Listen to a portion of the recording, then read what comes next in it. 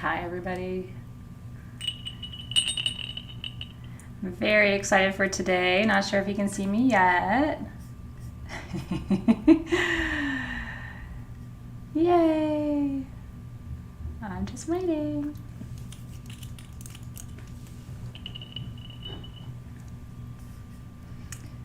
I can see you. It's fun to read all your comments if you can see me yet.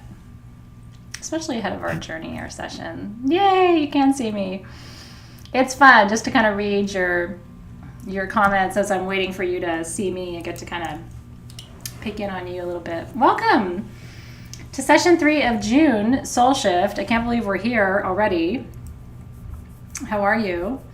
We've already had kind of a full day. Our readings today were really intense. I had done a breathwork journey this morning. So if you missed the readings today, you may want to go back and see. There was a lot that came through that I think would be relevant for a lot of people in the group. I'm so happy you're here. I know this month is flying by. The time is going by really fast for me. Some people say this whole time is going by really slowly. That has not been my experience. So I want to tell you, I went live earlier today. I know a lot of you saw it. If you didn't, don't worry. I'm going to tell you right now and give you a second or a couple seconds to think about how you want to enter the space today. So I went live this morning, right before noon my time, I think it was, to tell you that if you want to do this journey in kind of a traditional way, it's nice to have an offering for Pythia. I'm going to teach you tonight the historical path that our ancestors would have literally, metaphorically, and energetically walked to have encountered the Pythia. The oracle at Delphi operated for more than 1,000 years, generations and generations and generations. There wasn't just one Pythia. There were many Pythias over that 1,000-year period. So tonight's going to be really special. So session 3, if you're new to Soul Shift, is our shamanic journey. It's kind of where I bring back in the Pillars of Priestessing content. So during session 1, we really focus on Pillars of Priestessing and the worksheets that are on sagegoddess.com. We introduce our Angelophos symbol for the month and activate that symbol. At session 2, we talk about Crystal Masters. So that's really our focus on crystal healing. Session 3 is where I come back to the Pillars of Priestessing content, give you a little more depth there. I'm also working on some written content that you'll have on your website sometime probably by the end of next week. And we do a journey together. Now, we've had a little treat this month because we had Elder Council.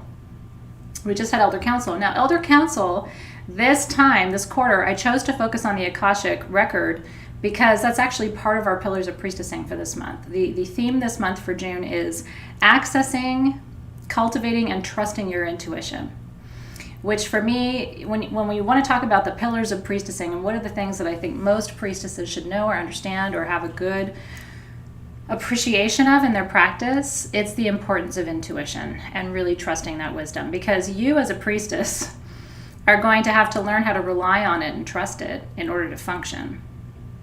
The farther you go, I think, in life, but the farther you go as a priestess, the less you're going to have other people's opinions, other people's perspectives, you know what I mean? As you take on more and more leadership, other than people that are around you and your teachers that you may be working with, you're going to have less and less perspective from other people to trust, and you're going to have to learn how to trust your inner guidance and your inner wisdom. I think ultimately, and it's funny, I used to be a coach, right? I used to be a corporate coach. And then before that, I was a professor. So I've always been guiding people on wisdom and strategy for all of my professional career. And no matter what I was doing, whether I was coaching, I used to coach athletic coaches. I used to coach, corporate CEOs, university presidents, and all kinds of people in between. I was teaching them actually what I'm teaching you today. But I wasn't using exactly this language, but I was still teaching them how to cultivate and trust their intuition, because at the end of the day, whether you are leading yourself or leading your family or leading your community or leading an online class or leading an in-person class, or you're, a yoga instructor or Reiki practitioner, you're leading somebody. And at the end of the day, there are going to be times in that leadership process where all you're going to have is your inner knowing, and you're going to have to learn how to cultivate it and trust it. I would love for you to interview me for your podcast. How fun would that be? The only challenge for me is my schedule right now. I don't think I've ever been quite as busy as I am right at this very moment, but it should ease up, I'm hoping, toward the middle or end of summer once our new Sage Goddess home is complete. I feel like I kind of have 2 full-time jobs right now. Yeah, Carolyn says my whole job is leadership. I mean, it really is. I'll tell you this. I know very few people in my life that I don't consider leaders. Seriously. I mean, anybody you look at.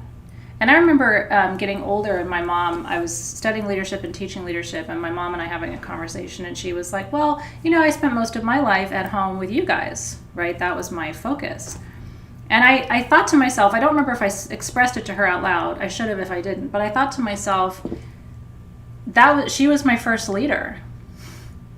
I learned leadership from my mom. I learned how to, my dad worked a lot, 7 days a week, like 12 hours a day. So my mom was running that ship. She was my first leader. Now I have a lot of full-time jobs. If you count my kids as a full-time job, I'll tell you something, Barbara's a full-time job. So that's what I wanted to say to kind of set us up tonight. Leadership is where you are doing what you do with what you have for those who are around you. And if you're parenting, you're a leader. If you, Alexis is 3,000% a leader. And even if you live by yourself, don't have children, you are leading yourself. And sometimes that's the hardest job of all, is to lead ourselves, because that requires honesty and integrity and a little bit of magic too, right? Okay, so some of you are asking about tools. I just want to say briefly, you don't have your tools yet for June. They're on the way. And in case some of you might be new or not have heard this before, I actually just found out today that India is still shut down. Your tools are all arriving, so not to worry. But the only reason your tools are arriving is that the person who shipped them to us took them out of the city they were in and actually kind of like smuggled them to a different city where they could ship them out. It is, India is an absolute disaster zone right now. It's not, we don't find out about it here because it's not really on mainstream news, but it is one of the most challenging times on our planet that I have experienced as a 46-year-old adult. So yeah, they literally grabbed a bunch of our stuff and took it to another city, drove it to another city to ship it. And Pythia is coming too. All the Pythia kits have shipped, but there have been delays, including shipping delays. So everything is coming. You may not have it in your hands today, but everything is coming. And so if you don't have your Pythia tools, I'm going to show you some alternative tools to work with. And then what you may want to do is work with alternative tools tonight, and then do the journey again when your Pythia tools arrive, because your Pythia tools will arrive to you probably within 3 to 5 days if they haven't gotten to you already. But we so appreciate your patience. It's been quite a challenge. Yeah, so some of you got Pythia today. A few of you got it yesterday. If you haven't gotten it yet, it's on its way. I know. So let me show you alternatives, okay? Let's talk about some alternatives for a second. This is my setup. I'm going to bring you a little bit closer so you can see what I've been working on. And I'm going to tell you why. I'm going to tell you all the things. No, I don't think the Pythia tools, I don't think we have any of those left. Alexis can tell you, but I think those might be sold out. So if you got the Pythia tools, it's the candle and the balm.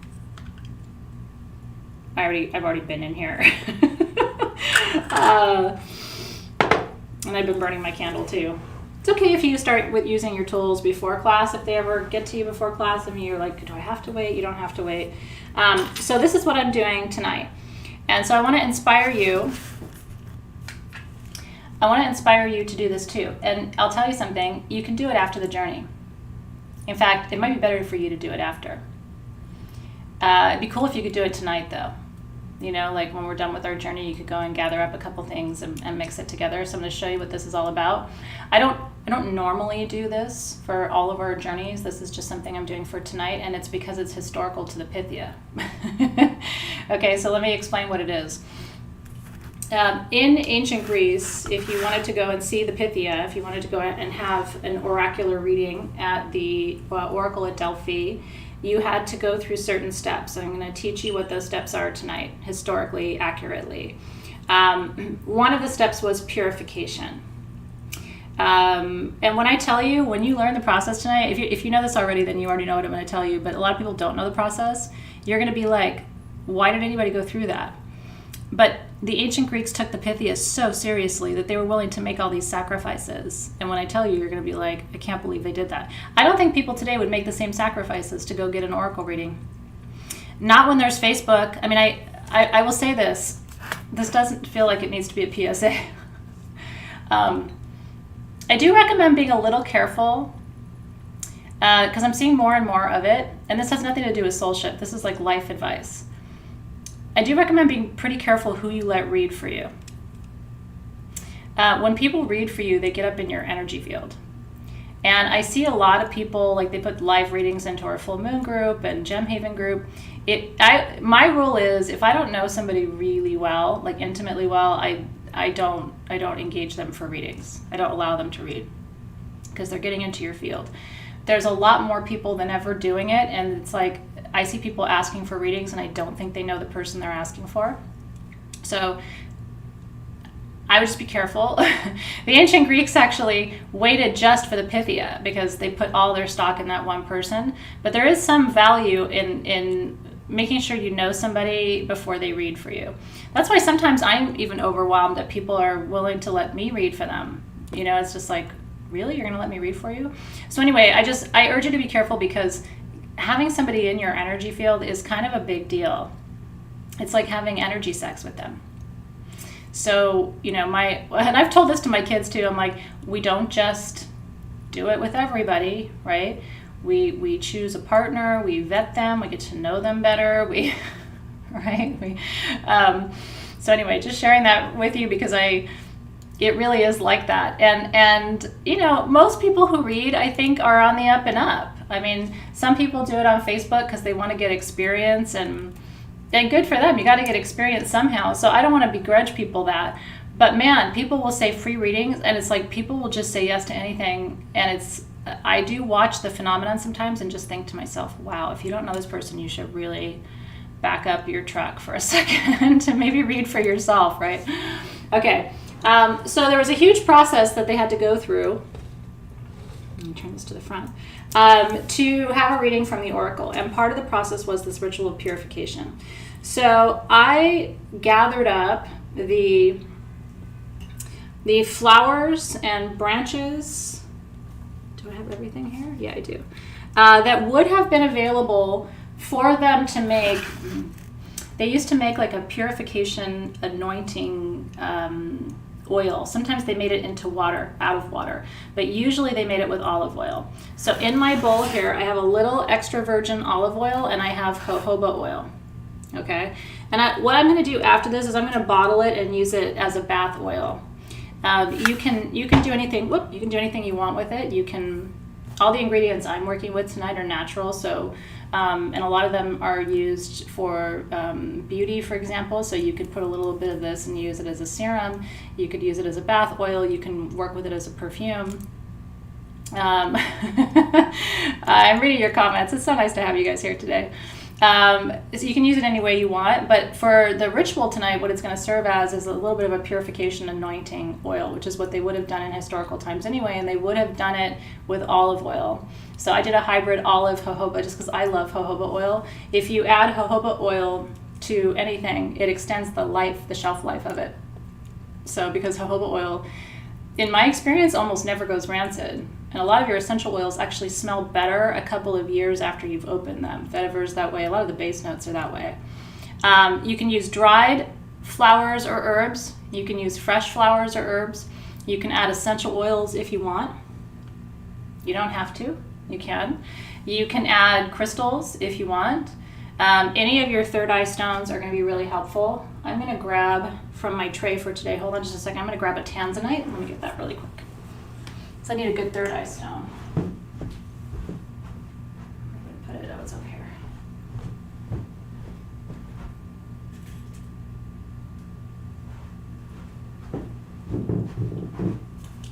And we just listed tanzanite today on the website, and I was like, that's actually the perfect stone for this work. And then I'm also going to add in some iolite. which is a really good visioning stone too. So these are the two that I'm popping into my bowl, and we'll make this together before we start our journey. But if you want to make this, it's oil, or you can choose to make it just with water, but I'm making mine as an oil base, with essential oils, dried herbs and flowers, or fresh herbs and flowers, crystals for visioning, whatever resonates or feels good to you. And that's it. Okay, so if you want to do this with me, grab a glass bowl, and grab what you have. Don't overthink this. The simpler you make it, and I'm sure you have herbs, I'm sure you have oils, I'm sure you have crystals, I'm sure you got stuff. And even if you only have one oil and one herb and one flower or something like that, that's all you need. Keep this simple. Don't overthink it. It's beautiful. Bay, labdanum, cypress, Nathan, all of those would have been accurate for the time. So the energy of all of those feel really, really good. We know that cypress was there. We know that rock rose was there. We know that bay laurel was sacred to Apollo. So everything, so let me show you what I've got. I also grabbed, my olive tree is fruiting, so isn't that a beauty? Look at my little olive babies. So I grabbed an olive branch. I'm going to put some of this in here. Move this because I don't need that. So I grabbed an olive branch. This is cypress from my dad's tree. Cypress trees, olive trees were planted all the way around the oracle. Rose bushes were all the way around the oracle at Delphi, so if you have a rose, that would be nice. We know jasmine was present, so I grabbed some jasmine flowers. And then I have my oils that I'm going to be working with. And there's olive oil and jojoba oil. And then I grabbed ylang ylang oil, blue lotus, and rose. Yeah, so if you have tanzanite, that's a good one to put in there, just for the energy of it. Any other questions about preparation? It does look like a laurel for the head. Wouldn't you love to have a crown?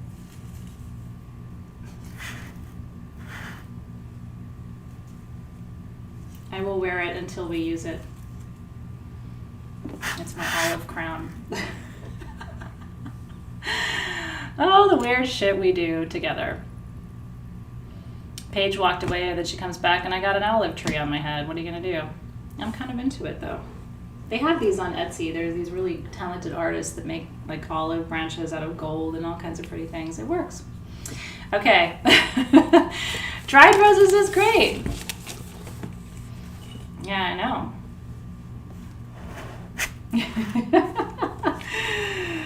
Oh, blue tansy's wonderful. That's going to be a really nice third eye opener.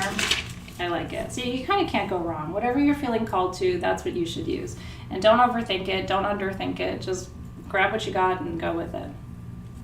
Okay, and we talked about the crystals just now, Camellias. I don't know if you can rewind a little bit or read through the feed. People were kind of listing what crystals they're working with too. Okay, so I'm going to ring my bell. If I can find my bell. Nope. I just had my bell. My altar is a little too congested today. There's too much going on, maybe. Well, let's just pretend this is my bell.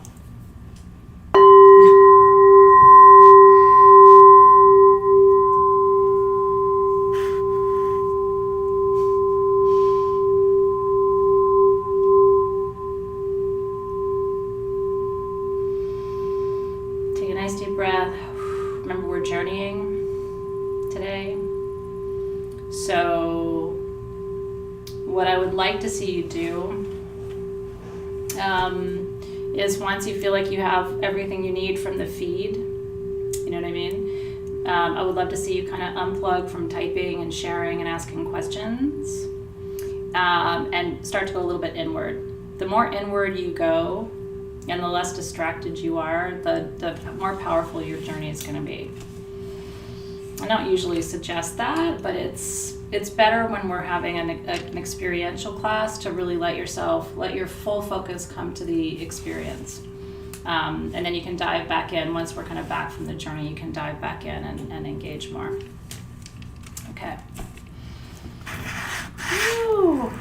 That is better than a bell, isn't it? I know, it's really true. So like I said, welcome to session 3. I'm very excited for today. Is it okay to journey on heavy meds? I'm not sure what kind of meds you're talking about, so I have to say I'm not sure, because heavy meds can mean a lot of different things. I think it's okay to journey. We're not doing medicine journey. We're just doing drum and singing bowl journey. So it's not like it's really going to have a deleterious effect. If you feel overwhelmed or you feel like you can't be present, then you may want to experience the rest of the class of a journey later. You might just try closing your eyes a little bit, though. But I have journeyed under I've journeyed, taking pain meds, for example. Like I remember doing a pretty intense journey after I'd had oral surgery. It was the only time I've ever taken pain meds like that, and I journeyed and I had a good experience. So yeah, so if you're on pain medication, I think you'll be okay.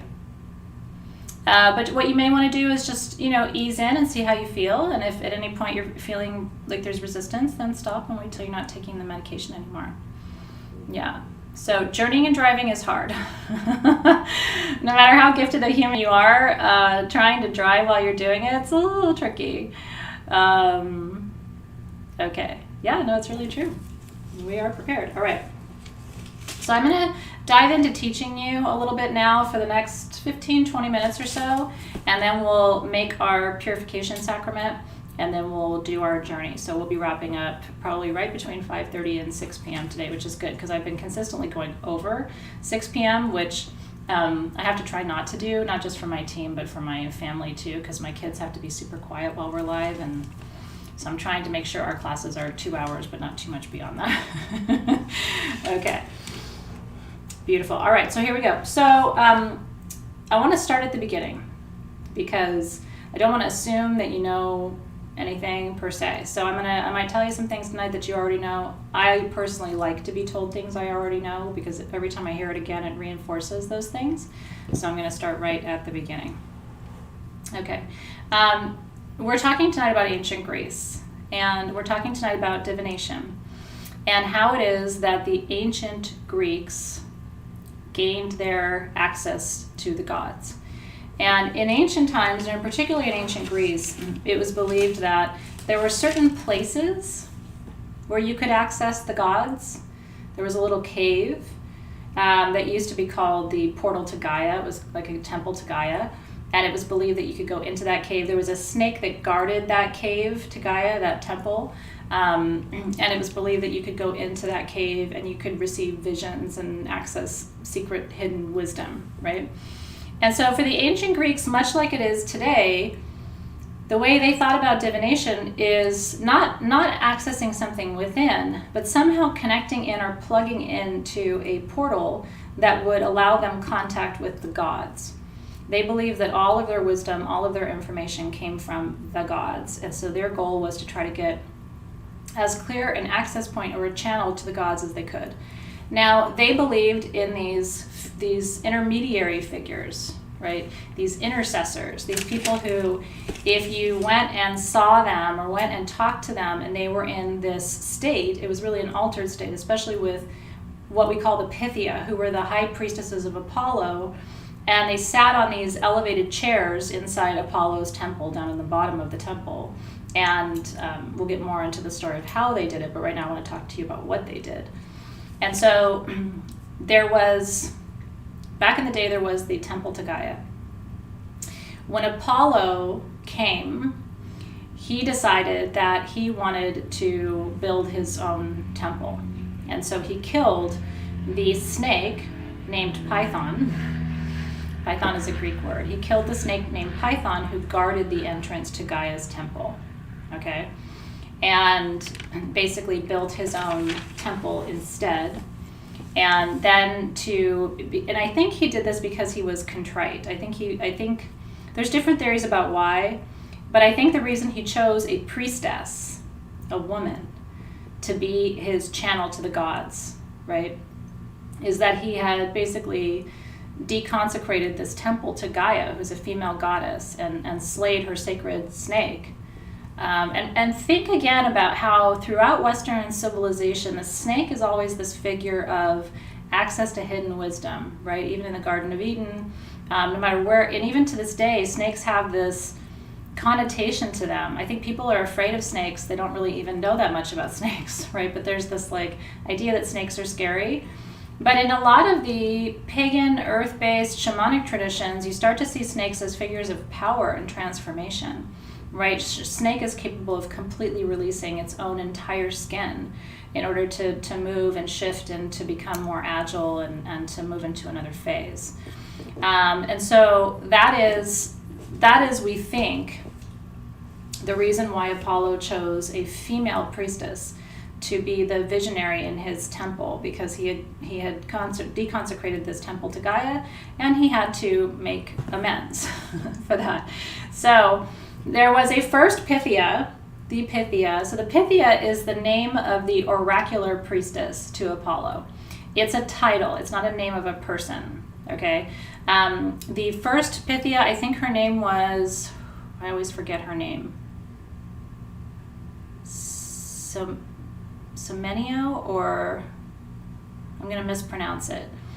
They were always women. Originally, they were very young women. Later on in the process, they became older women. And so there were women my age who were Pythias. There were women in their 20s who were Pythias. There were women in their 50s and 60s who were Pythias. And so after each Pythia would be relieved of her service or would pass away, then there would be another Pythia that would come forward. And I think there was a little bit of overlap between the Pythias. I don't know if it was like Pythia training programs or how they did it. And so Apollo created this temple. Remember, in ancient Greek mythology, Apollo is the god of prophecy, right? So in a way, it's fitting that he would have built this temple, had these priestesses, been able to create this space where people could come for wisdom. And I also look on it as a positive thing. You know, the temple to Gaia, where people were going for wisdom before the creation of Apollo's temple in the Oracle at Delphi, it's very small. It couldn't accommodate. I mean, at the height of the Oracle at Delphi in Greece, there were hundreds and thousands of people making the pilgrimage. And when I tell you more about that pilgrimage, you're going to be like, I mean, really think to yourself, would you do it as I describe it to you today? Because I'll tell you, and maybe it's because I'm lazy or I'm intuitive enough to be able to get my own, wisdom and insights. I don't know that I would do it. I mean, it was an absolute pilgrimage. At first, the Pythia only read her visions or spoke her visions one time a year. And then at the height, the Pythia was divining 9 times a year. But so if you made the journey and you got there and they didn't let you in, and there's different reasons they didn't let you in. If you weren't purified enough, if your intention wasn't clear enough, if the Pythia just didn't want to read for you, feminine is the first one. Thank you for that, Joy. If the Pythia didn't want to read for you, if your intention wasn't clear enough, if you just got there late, if there wasn't enough time, then you would have to wait a whole another month, up to 3 months, depending on which month you arrived, because it was believed Apollo did not think winter was a powerful season for this work. Apollo kind of felt like when the earth went dormant, that the energy went dormant. And so Apollo tended not to have the oracular readings happening at the temple during those months. And so let's say you got there and it was the last month of the year for readings and they didn't get to you. You had a choice to make. Are you going to stay in Delphi for 2 or 3 months? Because it's a month to get back home for a lot of people. It's interesting, isn't it? Okay. So the Oracle of Delphi is located at the base of Mount Parnassus. It's not easy to get to. I was supposed to go last year in May. I had to cancel my trip because my daughter was very sick.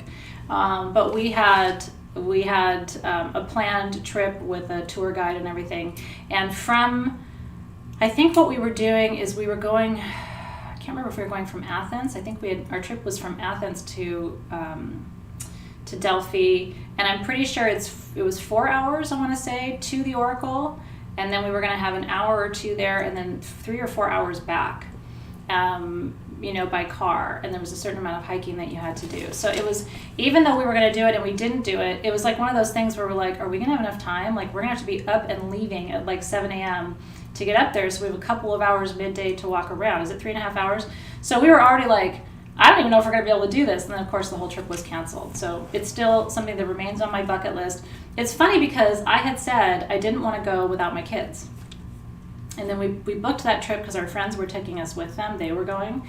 And I ended up having to cancel the trip because Zoe was sick. And so what's really cool is, my hope is that we'll get to do it in the next couple of years once the world heals. And I'll be able to take Zoe for that. So maybe that's why it ended up not working out. It wasn't meant to be.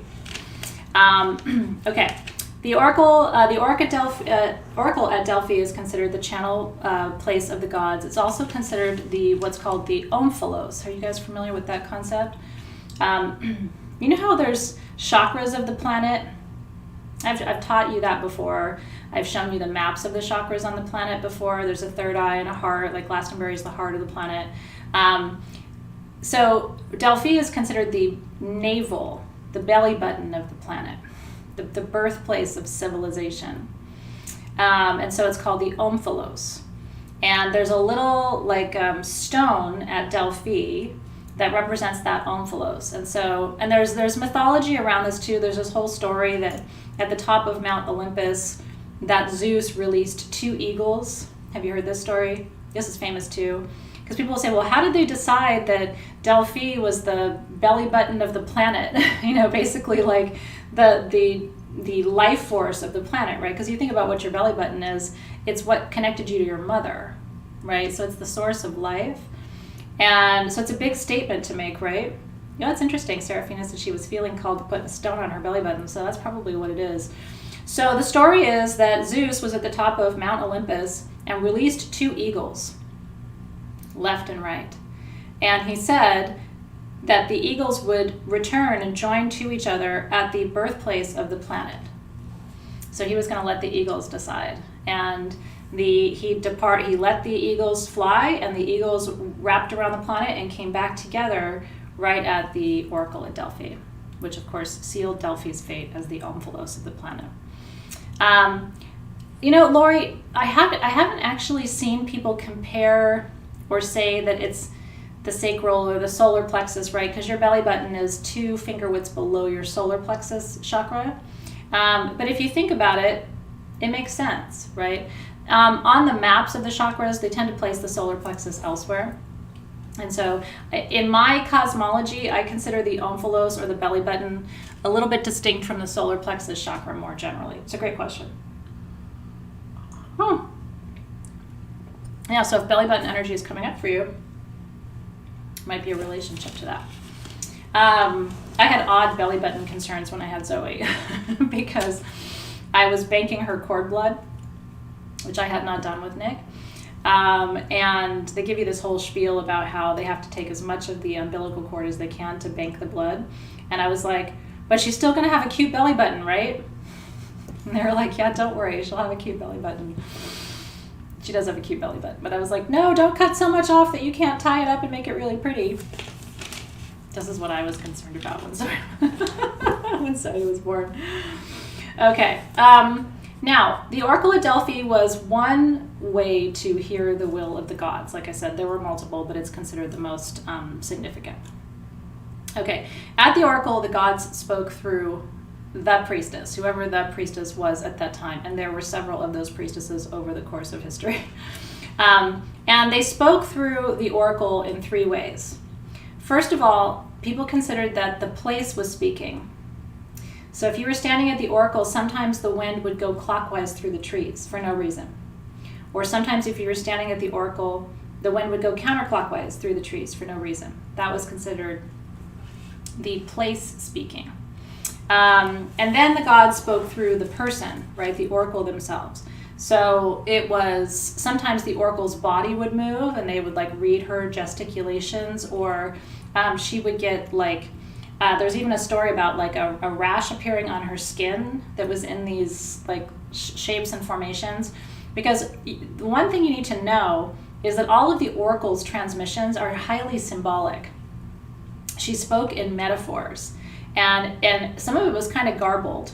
Now, when I tell you more about how she was doing her readings, it'll make sense to you, right? She was inhaling fumes that were coming up through the floor of the Temple of Apollo, because the oracle at Delphi is built on a fault line.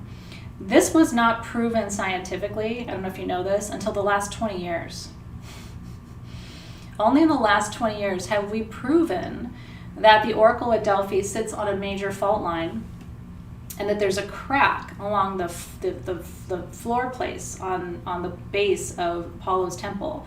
And so there were these fumes coming up through that, and they would, she would inhale those fumes, and then she would start to speak in these altered languages, what we would probably call light languages, right, today. But they were inspired by her inhalation of these fumes. Interesting, right? Now, people will say that, and I've had people for decades say that to me, like, oh, blah, blah, blah, Athena with the Pythia, she was just high. You know what I mean? Like, she was, because I believe that the oracle was accurate. The oracle foresaw many accurate outcomes, including outcomes of wars. And wasn't very specific, but was accurate. Big picture, what the oracle was explaining was actually accurate. Yeah. And so I'm always like, well, if you just blow it off, how can you explain the fact that most of the visions and the channeling that came through was actually accurate? I would say this, you could go and get high today. That doesn't mean that you're going to start speaking truth about future events, right? So I believe there was a mix of chemicals and gifts at work. We know from different kinds of drawings and different kinds of records that have been left behind that it's very likely she worked with a pendulum, that she had some kind of dowsing tool. We talked about this during Crystal Masters, right? There were certain plants that she would hold and certain plants that she would burn. And so we don't really know what the actual story is, but she was probably having inspired visions that were accurate, right? Sort of like a plant medicine experience, and then engaging in transmission of those, right? Yep, for sure. Okay, so communicated through the place, the person, and then the prophecy itself was the third transmission. So what she would say was the third way. So the place would speak, the person would speak, or even their body would shift or contort, and then what she would say was the third level of prophecy. Delphi lasted for more than 1,000 years. I told you about the eagle story already. Okay, so I want to go through process just a little bit. The Pythia, before she would engage in her prophetic ceremonies, and again, at first, it was only February 7th each year, which was Apollo's birthday. Apollo is an Aquarius. Not a big surprise, right? Aquarian people are very intuitive and very embracing of alternative ways of being. So it doesn't surprise me that Apollo was an Aquarius.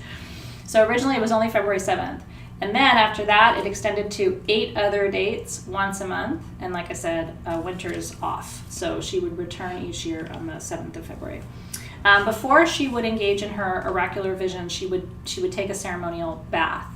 And so that's why, my intention is to take this oil and make a bath oil out of it, and then to use that for the rest of the year before class, because I tend to take salt baths before classes and before rituals and ceremonies, just as a means of purification. This is the kind of sacrament that would have been added to those ceremonial baths. Other things happen too besides the oracle. I like to mention that too, because this is the kind of stuff, I know this from my dad growing up, because these were stories that these were our bedtime stories growing up, which is why I'm so proud of my Greek heritage all the time. I really, really am. I think I wouldn't change my heritage at all. But there were actually games that happened at the site of the oracle called the Pythian Games. And those Pythian Games were the precursor to the Olympic Games. Isn't that interesting? So there was the oracle, and then there were the Pythian Games. Let's see, I told you about the change. Okay, now, for most people who came to see the Pythia, the oracle at Delphi, it was a 1-month commitment. minimum. And everyone came to see her. The Pythia is the one who declared Socrates the most powerful, wise philosopher in human history, and said that he would be recorded for thousands of years as one of the wisest voices in ancient Greece. And that's true. So Socrates and Plato, right, the founding fathers of modern philosophy, went to see the oracle. In ancient Greece, you could not make a change. You couldn't create a law or enforce a law without Pythian sanction. They called it sanctioning. She had to sanction any laws. She had to sanction changes of laws. She had to sanction high-level, war positions or military positions. Any kind of changes or appointments in that regard had to be cleared and sanctioned by the Pythia. So when you think of this, it isn't just like, oh, I'd like a reading.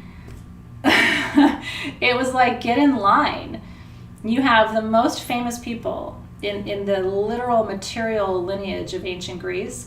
And then the Romans started to get involved. Like, the Romans were like, well, what's happening over there? Ultimately, the Romans dismantled Apollo's temple, as the Romans took a lot of things down, right?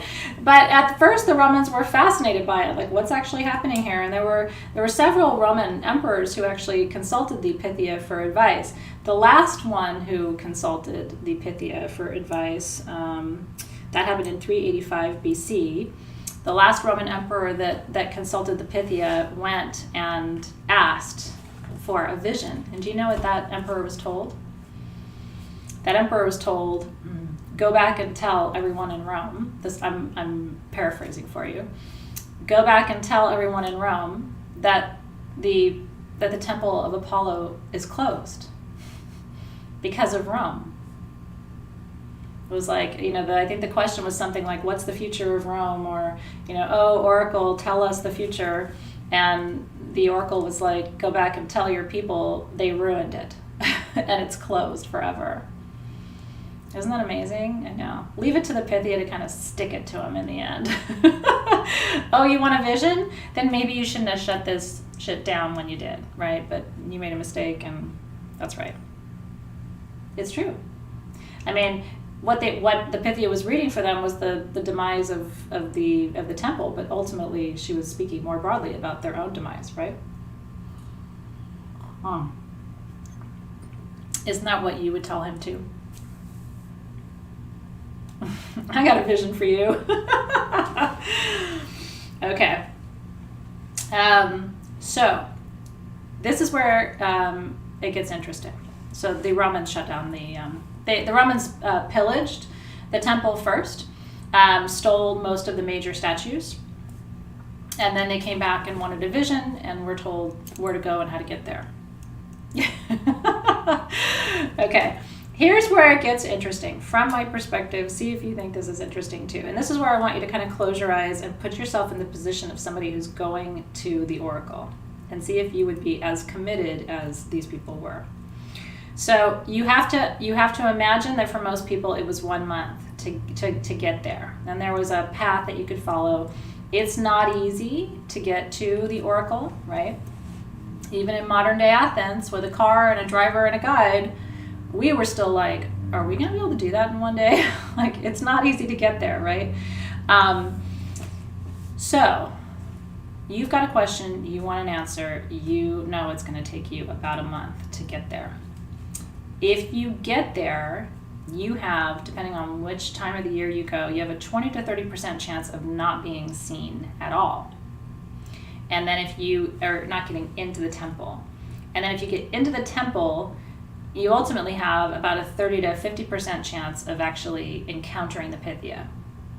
So then if you don't get in and you don't get your reading, then you have to decide, are you going to stay there and wait for the next month? Or are you going to go and come back? Which a lot of people did. A lot of people were like, okay. I mean, they kind of accepted the risk, right? And then they realized it wasn't going to happen for them, and so they decided to go and come back. Okay. So the pilgrimage is the first step. The second step is the purification, which is what we're doing here. So once you got there, there was an anointing process that you would go through to purify your body and your mind and your spirit. I'd probably stay too. You know, I mean, I don't know what the accommodations are like, but if I had a sleeping bag, I could probably make it work. You're in Greece. You know what I mean? It does get cold and very hot, though. And people tend to think of Greece as being super, super moderate climate, and it's relatively that way, but it does have its very, very hot points and very, very cold points, too. Especially up in the upper elevations, you get more of the extreme temperatures.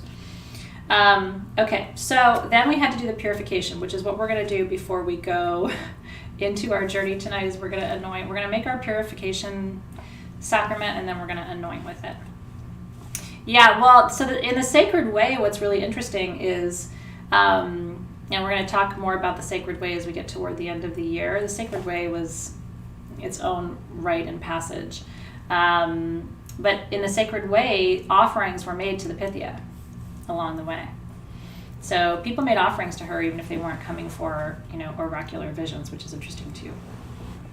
Okay. Then you had to set an intention for why you were there. And that was a ceremonial process too. You had to articulate why you were coming. And so I want you to take a minute here, because I'm going to smudge. I want you to take a minute here, and I want you to think about your intention for this journey today. Remembering that, again, Pythian visions, Pythian channeling is highly symbolic. You're not likely to come out of today's reading with like very specific guidance about how to do something. You know, the Pythia does not say, you should go to the end of your street and turn around and look up, and there'll be a red building, and then on that red building there'll be a sign, and the sign will say Joe's Barbershop, and then when you go into Joe's Barbershop, then you're going to meet Joe, and then Joe has a friend named John. I mean, that is not the way the Pythia communicates. The Pythia communicates through metaphors, right? The Pythia communicates through symbols and symbolism, right? And so I want you to think today, as you set your intention, this is different than asking your question. This is setting an intention. And so your intention can be clarity, your intention can be peace, your intention can be awareness. My intention for my journey today is to learn how to be of service during an unstable time. That's my intention for today. Yeah, she communicated in riddles. That's exactly right. Woo. Yeah, don't worry, Camellia, if you go back later and watch from the beginning, we spent the first 20 minutes talking about which tools to use if you don't have your kit. So don't worry about it. I would say just for now, use what you have. And then if you want to do this a second time, you can, because I don't think you should stop and go back and listen to the beginning just now. But it's all there for you when you're ready. So I wouldn't worry about it. I would just work with what you have. So what's your intention? For Lindsay, it is unconditional love. Thank you, Lisa Cunningham, for that. I don't know. Some days I'm like, I think I'm doing the right thing. And some days I'm like, maybe I should be doing more. What does more look like? What do people need? What's this planet need? How do I, Woo. Clarity and peace from Mariah. Healing and being of service for Jennifer. Oh, thank you for that, Tosh. I really appreciate that. I really do. I bet you did, Walter. Scout says, I think mine will be about further embodiment of my North Node. Beautiful. Christine said, ease and grace as we integrate. Danielle said, clarity and insight. I like that too. I love that, Casey.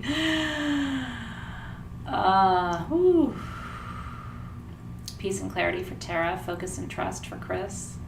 Peace for Bluebird. Clarity for Multi-Light. Clarity moving forward for Colleen.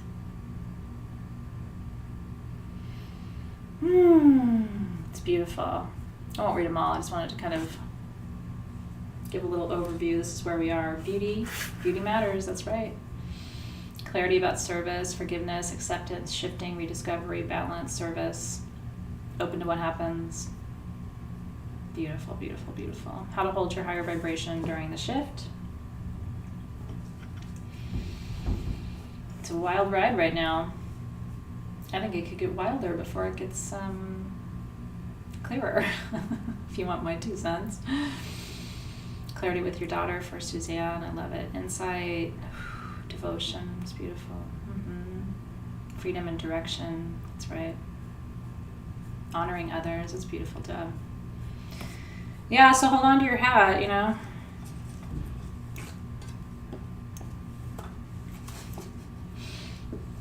And it's, you know, the more I experience this year, the less anxious I feel, because I'm seeing that we have what we need to show up to this moment. For a while I was like, oh, I don't know, are we ready? Are we prepared? Do we have what we need? And now I'm just like, I think we're all ready.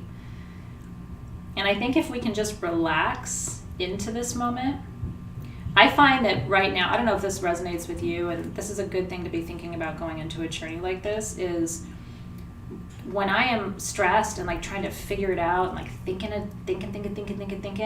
I don't make my best decisions that way. Because it's like when I'm so micro-focused, I lose the big picture. So what I'm training myself to do is when I find myself like, you know, getting down into like the weeds of things, I try to like macro back out and keep the big picture in mind, because I find I make better decisions when I'm holistic in my perspective and not like super focused. But what humans do when we feel nervous or scared is we try to get very specific, because that feels like security. You know what I mean? Like, okay, well, I've got a journal article that tells me this data about the virus, it's like, or whatever. It's like, okay, you've got your journal article, but like keep the big picture in mind, right? When we get too small, we lose perspective, and perspective is everything during change, right? So when you get too human, like me, when you're like too much in the weeds and you got to like macro back out, it's like it allows you to take a breath and have a little bit more space to explore, right? I like Deepak Chopra, but I will tell you something. Sometimes Deepak Chopra makes me feel like I am really high when I'm not. There have been times, God bless that man, I really do love him, but there have been times where, because I'm a little bit more of a practical teacher and he's much more theoretical, and he reminds me of like some of my philosophy professors from undergrad, where like I loved them and I knew how smart they were, but they also like lost me about 6 minutes in, and then I spent the rest of the hour trying to like get back to something I could figure out. So part of me is like, am I not that smart? No, I know I'm smart. Am I high? No, not right now. Anyway, I love him though. I mean, I do watch him when he's live. I watch him, but I watch him knowing that I'm at some point I'm gonna like tune out and go into outer space. Yeah, no, I mean, there's so many good folks out there. I love Michael Beckwith too. I love T.D. Jakes, who's a Christian minister, but he's just so real and so accurate and so not you know, the kind of Christian that makes people uncomfortable. And I don't know, there's quite a few that I really love. I still love Mooji. I know he's been through some controversies lately, and I don't support those kinds of behaviors if it's true, but I still love his teaching and the way he embodies his wisdom. And I love Thich Nhat Hanh. I'm very inspired by Thich Nhat Hanh. I love Pema Chodron. I love you know, these are all people that I follow. Ram Dass, when he was alive, love, love, love. Carolyn Miss is a great one. I was in a book club years ago where we read Carolyn Miss's, one of Carolyn Miss's books. I can't remember which one it was, but anyway, Deepak activates my crown chakra too much, maybe, or isn't like grounded enough for me to stay with him as long as I'd like to. Okay, so set an intention. Purification first, then set the intention. You have your intention, right? You good with your intention? And then the next step is, I want to say this before we move into the next stage. If you got in, so remember I told you not everybody got in to see the oracle. At the last wall before you, because she was in the inner sanctum, right? So you start out at the outer edges of Apollo's temple, you end up in this little inner sanctum, and that's where the crack, where that moved along the fault line, right?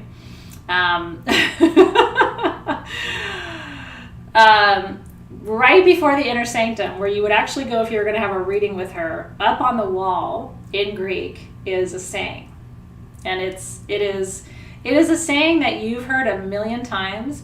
But I want you to think about it differently today, because when I have heard this saying so many times myself, but when I first saw the sign, right, even if you just see a picture of the sign, even Shakespeare, I mean, I think Shakespeare gets credit for having said this or a variant of it, but he wasn't the first, right? The first time we've ever heard this saying is written on the oracle at Delphi, and it says, "Know thyself." That's what it says in Greek. Know thyself. And it gives me chills up my spine every single time I say it, every single time I read it, even though it is such a simple 2 words, right? Know thyself. I want you to close your eyes and reflect on that for a second. It means a couple of different things, okay? First of all, it's about your intention, right? Know why you're here. Okay? That's the first part. Now, know thyself is both an instruction and a caution. Because if you don't know yourself, right? Even the Hermetic principles give a little bit of a nod to this, right? Your mind is all. Everything you will ever create in this lifetime, and everything you will ever destroy in this lifetime, you will do with your mind. Before you do it with your words, before you do it with your hands, everything you build and everything you destroy, you will build it or destroy it with your mind first. That's big, right? Can you sit with that for a second? This is another good moment to maybe pause the feed for just a second and really bring all of that energy and attention and focus inward, because I think this will be the real shift for you today. And like I said, I love taking a saying that everybody in the world has said a billion times and looking at it anew. When I tell myself at 46 to know myself, that means something very different than when I was in my 20s studying Shakespeare and then first being exposed to Greek mythology, where I was an undergraduate when I first saw that sign at the oracle that says, "Know thyself."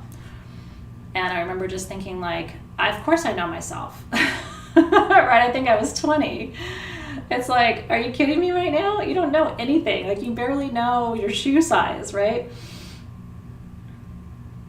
Now when I look at that and when I think about that, know thyself, that this was the last thing people would see before they went in to have their vision. And the reason is this: nothing I ever tell you, nothing she would ever tell you, nothing Deepak Chopra is ever going to tell you matters if you don't know yourself. Because if you don't know yourself, you're going to take what I say and read it through a lens. Maybe you're going to even take what I say to heart, and if it doesn't resonate, it's not accurate for you, that could lead you down the wrong path, right? She could give you a vision. If you didn't know yourself, if you didn't know your heart, if you didn't know your intention, if you didn't know why you were there, then you could read that vision or what she's sharing in a radically different way, right? Something to consider. I think knowing yourself is the core of wisdom. And I think it takes a lifetime. I think I'm if I'm honest about this at my core, I think I'm 70% there. Knowing myself. I think that for a lot of times I feel like there's still a quarter to a third of myself that I don't fully understand yet, or don't have full visibility into yet. I think I'm getting closer though. So when people are like, "I've got this all figured out," I'm always like, really? Because if you're here, you probably haven't figured it all out. You know what I mean? There's probably... And so when people say, "No, I know my husband backward and forward, inside out," I'm always like, I've been with mine for 20 years. I think I know him probably better than most other people. Again, I'm going to give it 70%, maybe. And I kind of like that, because here's what I'm going to tell you. The part of myself that I don't know yet, I'm excited to meet. The parts of Dave that I don't know yet, I'm excited to meet. There's still, that for me is the magic in life. I still surprise myself sometimes, in good ways. You know what I mean? Where I'm just like, I did that. Look at that. Who knew I had that in me? You know what I mean? So anyway, I want to, for those of you who are younger, because we have folks in our container in their 20s, right? And in their 30s, like, I kind of want to take the pressure off a little bit and just say, if you don't feel like you have it all figured out, if you don't feel like you know who you are, if you don't feel like you know exactly what you're supposed to be doing, celebrate that. Because the rest of us who are like a little bit further up the path, and even some of you who are sharing in the feed, right, are like, I'm not there yet, right? There's still parts of you that you have to meet. And they will reveal different things to you. That's the same thing as people saying, right, Tara? I mean, Tara and Tim have been married 23 years, right? And the same people will say things like, I'm trying to think of other examples that kind of tie into this, but you get the point. There's more to come. One of my colleagues from USD, he's the one who's the Zen Buddhist I taught with, his mantra is, more will be revealed. Which can be the most annoying thing to have somebody say to you if you want an answer. But he would always say, more will be revealed. Which basically was like, wait for it. You know what I mean? You're not going to get it today. Okay. There are no existing, and listen to this too, because this is fascinating. Same thing, by the way, with the Iarodos, the sacred way, right, that leads you to the temple of Hades and stuff, and then we'll talk about that later in the year. There are no first-hand accounts of experiences in that temple, just like there are no first-hand accounts, not that anyone has ever discovered or revealed, about exact readings from the Pythia. There's hunches, there's generalities, there's all kinds of things, right? Oh, I'm so glad, Joy. That makes me so happy. And I just want you to know, like, I'm really celebrating. I'm drinking ginger ale, by the way.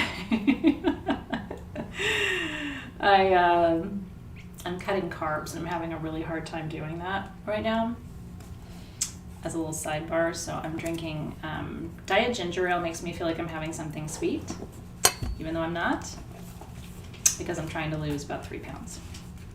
Not my favorite part of quarantine, but I really overdid it for a couple weeks, like lots of butter and things like that, and snacks. So now I gotta go back to no carbs. Okay.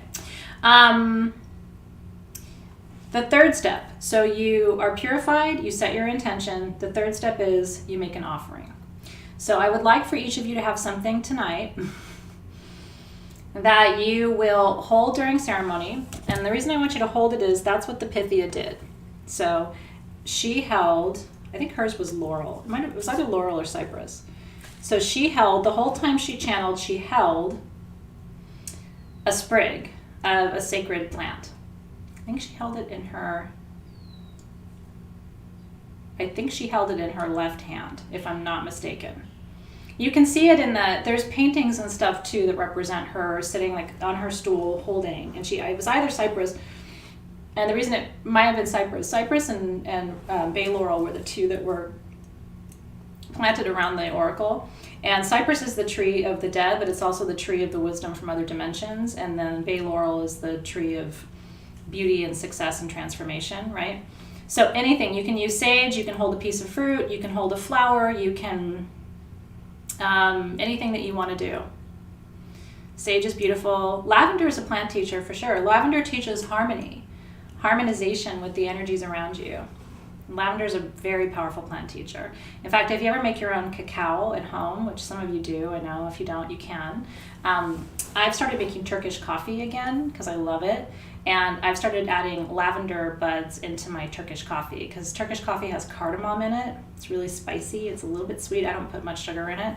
But you can add lavender buds to your Turkish coffee. You can add rose petals.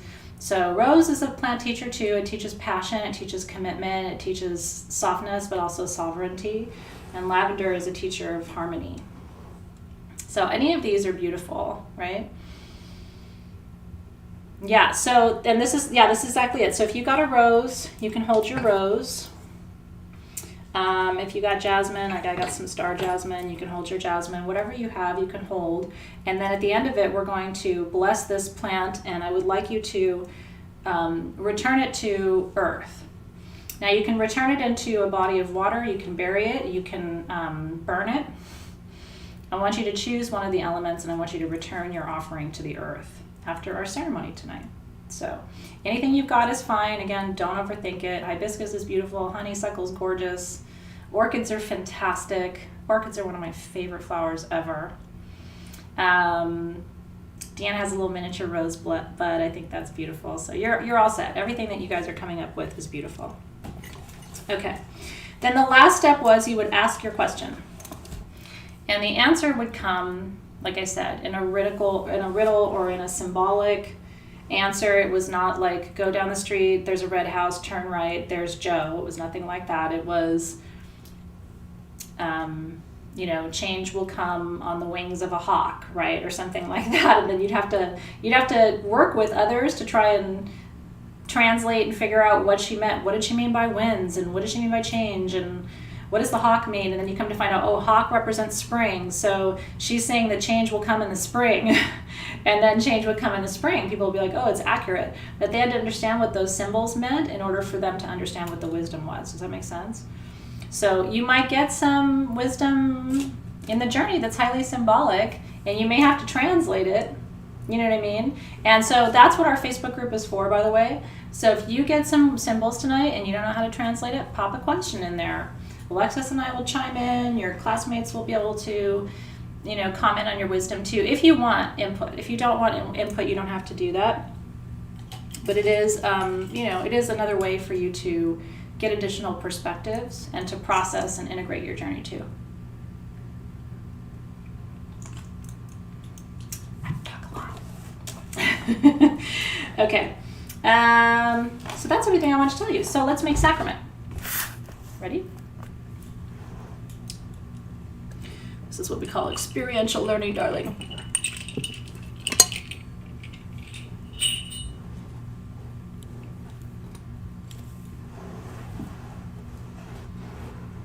I love being able to teach ancient mythology and then actually do magic. When you teach this to undergrads, and I would have told my undergrads everything I just told you, but then I wouldn't be able to journey with them. You know what I mean? Or make sacrament with them. So it was like I could give them half of the experience, but I couldn't give them the rest of it, and I always wanted to. So it's teaching these classes with you guys is honestly like a dream come true, because we get to do the fun part. That other part was the stuff like at the end of the week you would have had a quiz. You know what I mean? What were the 4 steps? What did the sign above the last chamber before the oracle say? But so that would have been on your quiz, and then we would have moved on with our class. This is the fun part, though. Okay. So in my beautiful ceremonial bowl, I have, like I said, this is a mix of extra virgin olive oil and jojoba oil. I don't measure anything, so I don't know how much that is. It's how much it is. I really don't know a lot of magical people who measure. I have my Pythia candle burning, by the way. And right before we journey, after I open the circle, which I will open in just a second, we will anoint with our balm. And I know that most of you don't have your tools, so if you don't have your tools, I'm going to ask you to anoint with your oil blend if you're making that today. Okay, so what I want to do, I'm going to start by adding my crystals into this bowl. So as I showed you earlier, I chose iolite, which is a really powerful visioning stone. The Vikings used it. There's also sunstone in these pieces. These are sunstone with iolite at Sage Goddess. And sunstone is the stone of leadership. So vision and leadership, that's going in, especially because my question's about leadership, My question is how to be of service during turbulent times. So that's a really important stone, because ultimately the kind of wisdom I'm trying to capture tonight is embodied in that stone. And then tanzanite, which is Third Eye Stone, Synergy 12. It's the third eye stone of the Synergy 12. It is one of the most important third eye stones. The only other ones that are better, in my opinion, Azurite and Sapphire. But this is a really good one, and so it's what I have right now, and it's going in. Plus, Azurite and Sapphire are more expensive, so sometimes people don't want to put their super expensive crystals in. Tanzanite's a little bit more affordable, so it works. Okay, and now I'm going to add my oils into this mix. So I've got some super old school Sage Goddess Blue Lotus, which I hoard because this is the only bottle I have.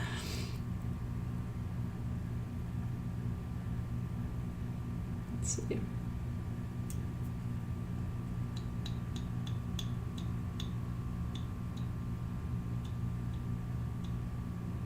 And I always add my oils clockwise. I added about 10 good thick syrupy drops in there. If you have the old Pythia perfume, you could just add the Pythia perfume into. I'm basically making Pythia. The only ingredient I'm not adding in oil form is cypress, but I'm adding the plant. Pythia, the original Pythia, which is what your balm and your candle are made of, is ylang ylang, rose and cypress. So now I'm going to add rose. This is a gorgeous rose too. I love rose oil when it's like that, where it's like orange red. So I'm adding about 10 drops of that. We were out of this at Sage Goddess, so I had to resort to Amazon, but I'm really happy with the quality of this one. Okay, I'm going to take a picture of this and post it. I can't believe what that rose just did in the bowl, and I won't be able to show you. I can't, if I bring it over to you, it'll mess it up, so I'm going to take a picture of it and I'll post it later. It made these like red drops. They look like petals inside the bowl. Oh, I wish I could show it to you. Maybe I can. It's gonna, do you see it kind of? Oh, you can see it. Do you see how the red drops made like petals? Isn't that beautiful? Oh, yeah, this one, it's really nice. Like I said, I don't have any at Sage Goddess, and I've been really happy with this brand. It's called Plant Therapy, and this is Rose Centifolia, which is a really rich, thick, fragrant rose. It's expensive, but a little bit goes a long way, and I've just been really happy with the quality. So I figured I could share that with you. And then this is the ylang ylang oil that a friend of mine gave me from a local distillery in Germany. So this is my, I don't use this very often. I've had this for 5 years, I think, 5 or 6 years. So I kind of hoard this too, but I want to put a little bit in there. So again, I'm going to do about 10 drops. It smells heavenly, by the way. I wish you had smell-o-vision. So good. Okay. You can get that wholesale from Plant Therapy, really? Shows you how much I know. I need to stop with essential oils. If I showed you my essential oil cabinet, you would say I have a problem. You would. You'd be like, you know what, Athena, you need to take a break. But I really do work with, plant medicine every single day, so that's good to know. All right, so that's smelling good. And what I like to do when I'm making sacrament like this is I like to either stir it with my finger, with quartz, or with plant. So I'm going to mix all the oils together with my cypress. And again, this cypress is from a tree. I used to go and pick cypress from this tree with my dad when I was very young. This is an old tree on my dad's property. He's very proud of it. One time it got some kind of disease and it started to not look so good, but he brought it back to life. My dad has such an incredible green thumb. So that's what that looks like. Yeah? So now we've got cypress, rose, ylang ylang, olive, blue lotus, and then I want to add some rose petals. This is an offering to Pythia too. So I think I'm going to hold this rose and then bury it. And I'm going to take the petals from this rose. All of my rose bushes have stories too. They were either gifted. My mom, for Mother's Day, when she was healthier. She can't get around as much now, but she always used to give me a rose bush for Mother's Day ever since I had the kids. And so all of these are petals that's from another rose that I was gifted. I just love roses. I don't have a ton of rose bushes, but I have a few. So I'm just laying the petals in to let them infuse during our journey.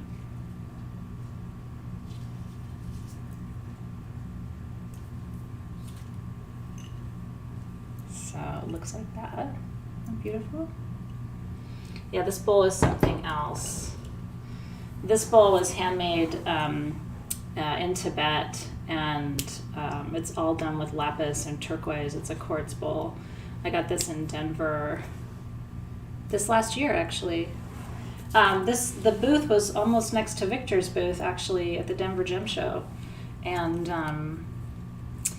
I've probably told you guys this before, but there's a rule, especially in Wiccan practice, and that's where I was originally trained. This is the one part of the Wiccan tradition that I still honor. So in Wiccan tradition, one of the rules is, at least as I was trained, is you never bargain with anyone if you're buying tools that you're going to use in ceremony. You're supposed to pay full price. But this was expensive. So I was like, he was like, do you want it? And I'm like, I do. It's very expensive. And he was like, I'll give you a deal. And I'm like, I can't accept a deal.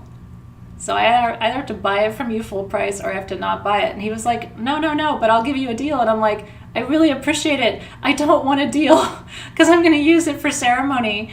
So I can't take a deal. So I either have to buy it at the full, and he just didn't understand. I was just like, don't worry about it. I just have to figure out if I can swing it. So I ended up going back the next day and getting it. I was like, I'll regret it if I don't. But I'm like, I can't bargain, or I can't, ask for a deal. And then the last thing that's going in is jasmine. I'm actually going to take these off individually one by one and kind of float them in. So these are little star jasmine from my garden. Again, just use what you have. You know what I mean? And don't overthink magic. Sometimes people go and they are so careful to source every single thing and every single ingredient, and they end up spending a lot of money, and it doesn't make the magic any more powerful, So use what you've got. This is a good exercise in that, because I really do believe. Yeah, but because if you're using at least as I was trained, if you're using your tool for ceremony, then the person who's giving you that tool is part of the magic too. And so if they don't get what they need, it interrupts your magic. So if someone says this bowl is 500, and you're like, I'm not sure, and they're like, well, how about 400? It's like they wanted 500 for it. Do you know what I mean? And so they're part of it. So my rule is, if I'm using something in ceremony, I insist on paying the original full price. Does that make sense? Because if they don't feel like the exchange was complete, if they were originally asking something and you don't give it, then they're not getting what they wanted. I don't know if that makes sense, but that's how I was trained anyway. So even to this day, I'm kind of like that. Okay, and then I'm going to take one more little sprig of my cypress here. And I'm going to kind of, just one more time around, just kind of mix everything together. I want to get those rose petals into the oil. Oh, it's beautiful. Wait till you see when those orange rose petals get underneath that oil. It is absolutely beautiful. Look at that. Doesn't it just make the color of those petals pop? Can you see? Super pretty. Okay. Smells good, looks good, tastes good. Yeah, no, I mean, the SG discount code is different because that's what I'm saying the price is for that day. Do you know what I mean? But if it was $5 on the website and there was no code and you were like, I don't know, and I was like, well, how about $4? That would be different. Does that make sense? That's not what I'm talking about. Most of what I'm talking about is the old days. You know what I mean? Where like an artisan would have a thing and then you negotiate, and just the rule is no negotiating. SG codes are not the same. Okay. So let's go ahead and open our circle. Then we're going to anoint and we're going to go away for a little while. Yeah, that your code is a gift that we give you. And we expect you to use it. It's not like, oh, it's different. Woo!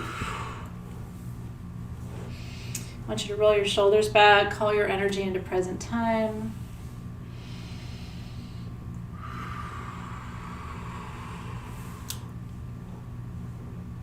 You can put your hands on your knees with your palms facing up. Get into a good receptive position for magic and energy work. I want to begin by calling in the guides and the guardians of the East to be present with us today in our circle. Opening up with that Eastern directional energy, which is the energy of flight, of clarity. Yeah, now's a good time to actually leave the chat for the next half hour and just let yourself be in your space. You can lay down if you want. Just get really comfortable. Get a pillow, wrap yourself up in a blanket, give yourself a hug. That's right. Just be here now. So we call in that energy of flight, of clarity, of open spaces tonight. And I want you to imagine really opening your mind tonight. We're going to take flight. We're going to ancient Greece. We are leaving the United States behind, Canada behind, wherever you are in the world tonight. We are leaving that space behind. And we are heading back more than 2,000 years in time, which in spirit time is like the blink of an eye. But I want you to imagine that you have wings tonight and that those wings will lift you and carry you across continents and oceans tonight. And I want you to open your mind to the possibility tonight that you don't know everything, that there's still more for you to learn. There's more medicine to receive. There's more wisdom to channel. There's more answers to questions that you haven't even thought to ask yet. There's reason to be happy and joyful and optimistic and hopeful. There's reason to expand your mind and to create spaciousness between your thoughts so that there is room to breathe in your life. And I want you to take a deep breath here and exhale. And I want you to enjoy the fullness of your diaphragm when you inhale. Feel that breath, like let it fill up your belly too, and then kind of collapse on that exhale. And feel that air moving through your lungs. And see what a difference just working with air element energy as we invite those guardians in. See what a difference it makes for your energy field and how much more connected to flow and to air and to breath you feel when you really start to connect with the elements. This is the most important work that we do. Yeah, I decided to leave my olive wreath on my head and not put it into my bowl. I might rip off an olive from my bowl, but I think I'm going to just wear it. Actually, here's a little olive that wanted to come off, so I'm going to put him in my bowl. And then we turn south in the medicine wheel toward the direction of fire. Fire elemental guardians welcoming you into our ceremony space tonight. Energies of transformation. I like to imagine those long hallways in the Oracle at Delphi and Apollo's temple being illuminated by these massive torches. We know historically they did. And that at sundown, the priestesses would go and light all of the torches in the temple. And I love to imagine what it would have been like to be there, to be part of that ceremony of the lighting of the torches, to bring in that fire element energy, that illumination, and with it coming all of those energies of transformation. And enjoy that breath right there. Feel your diaphragm opening. Just enjoy, you know what I mean? Keep breathing, stay in that space of openness, especially because so many of you tonight are asking about service. Allow your spirit to just expand as much as it can in this time that we have, and that's how you'll get the best and clearest wisdom through your journey. And we turn west in the wheel toward the direction of water. We invite in the water element guardians tonight. We invite them in for flow, for healing, emotional healing, physical healing, spiritual healing. And I want you to imagine every cell in your body tonight opening to receive that water energy. We're creating water medicine with our sacrament tonight, so when we anoint, we're also working with those energies. In the West, we also work with prosperity. So if any of your questions have to do with prosperity, how to create prosperity, how to open yourself to deeper and broader prosperity in your life, the Guardians of the West will guide you as we welcome them in. And then in the North, we welcome in the guides and guardians of the earth element, anchoring us, protecting us, shielding us, stabilizing us, reminding us to slow down in the North. That's one of my favorite parts of Northern directional medicine, is the medicine of slow down. For me, that is so healing because I'm constantly going, thinking, moving, doing, creating, making. And I sometimes have to really teach myself how to be slower, more intentional. In the North, we learn, right? We learn patience. It doesn't happen. Rome wasn't built in a day, right? Apollo's temple wasn't built in a day. And we're reminded of the great expanse of time in the North. Timelines, human timelines are held in the northern direction. So when we think about the fullness of our lives, right, from birth through childhood, adolescence, our early youth, into our middle years, and then into our later years of life, and then completing the cycle of life, all of those timelines are held in the North. So resting in that strength tonight, that those big trees outside your window were here before you got here, they'll be here after you leave. Our ancestral line will continue. There were ancestors before you, there'll be ancestors after you go. So you're part of the process, but you're not the process itself, which gives you a certain ability to rest and relax, takes the pressure off. You're not here to do anything by yourself, really. You're here to do and create and learn and be in community. That's why you're born into a community, right?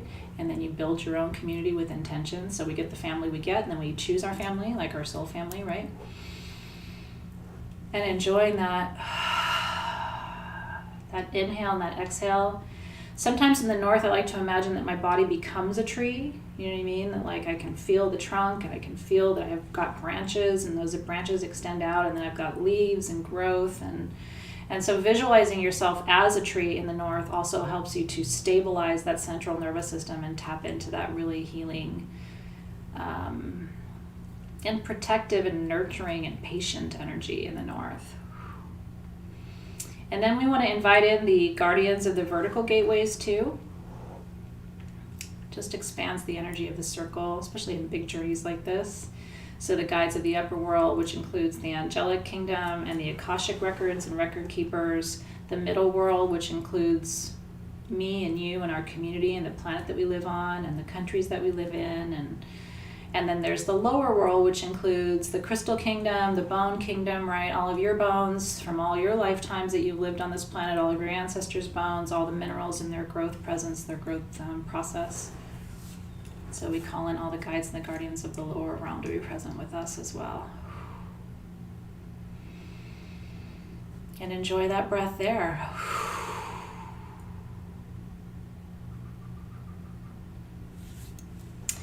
And with that, our circle is open and ready. Ready, ready. So ready.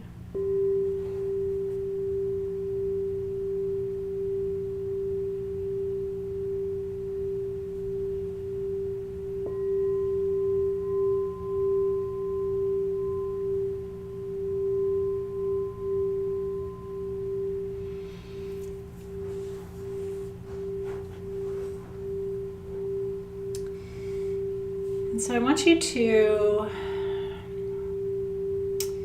take a moment, and if you have your Pythia anointing balm,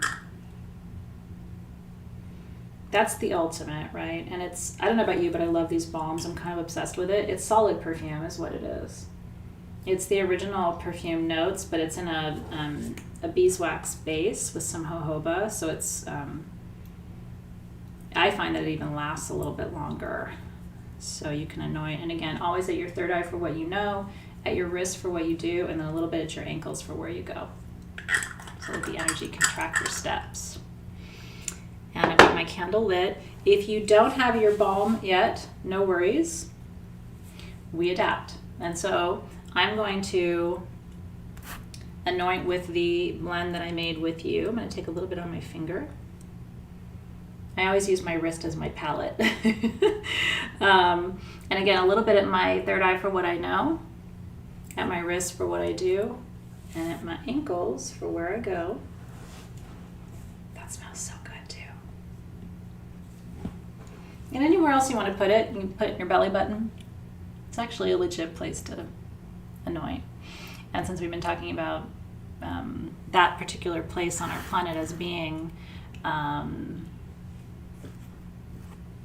the belly button, the navel of the planet, right, at the oracle at Delphi, I think it's kind of appropriate. I'm going to just text David really quick to let him know that my computer isn't charging. I don't want it to fail during the journey, so we might have a technical interruption for just a second, but we're going to keep going. I just need him to come and plug me in because it doesn't look like I am.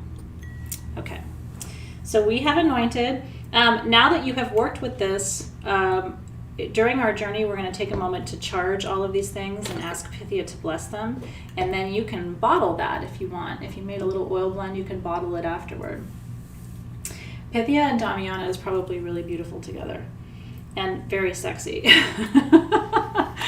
That might get you in some trouble later, some good kind of trouble. Okay, so now I want you to close your eyes. If you're sitting up, roll your shoulders back. If you're laying down, it might feel nice just to bring your hands to your body. You put your right hand over your belly button maybe, and your left hand on your heart. Or you can stretch your arms out to the side and imagine that they're like wings so that we can fly tonight.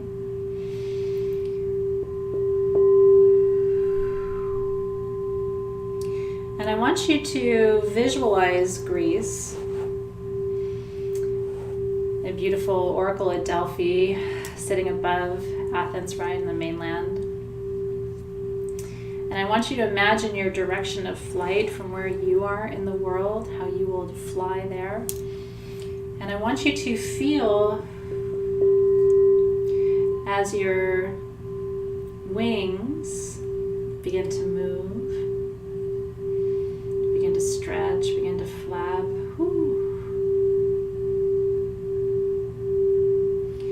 As you feel your body get lighter and lighter and lighter where you're sitting or where you're laying.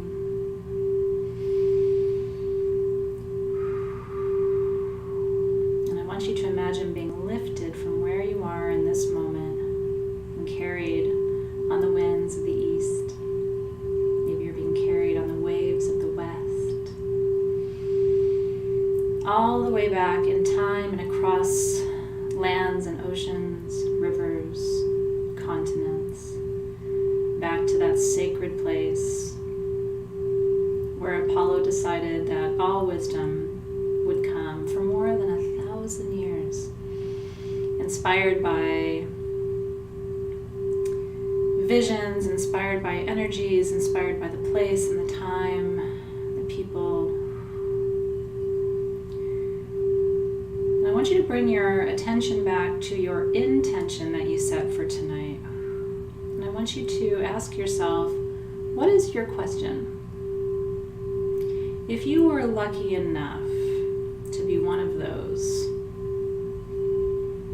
if you were lucky enough to be one of those who got in, what would you ask? I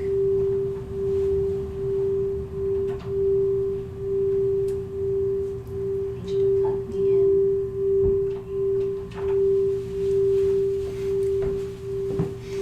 What would you ask the Pythia if you could? Imagining that she has given you entrance into her domain, into her space, her temple.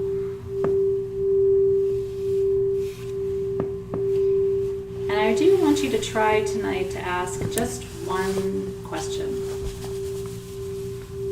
Keep your focus on one question or area of inquiry or interest in your life where you need deeper wisdom in order to proceed.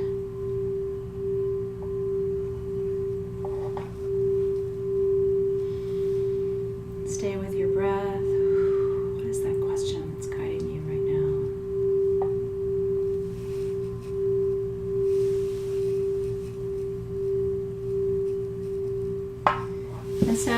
if you were being allowed passage in the temple,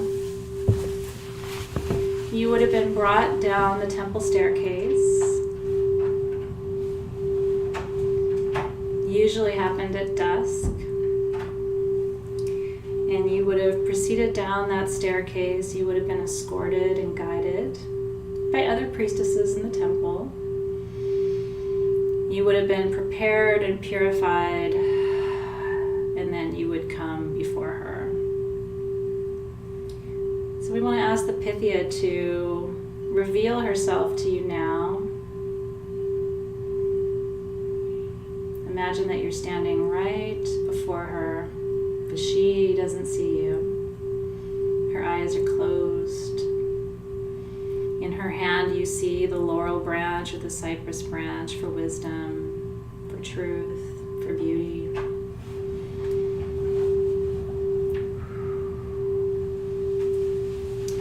I want you to notice how she's sitting perched up on that tall chair. Some of the stories talk about how the room was silent when the Pythia was channeling, that you could hear your own breath. It's an interesting concept.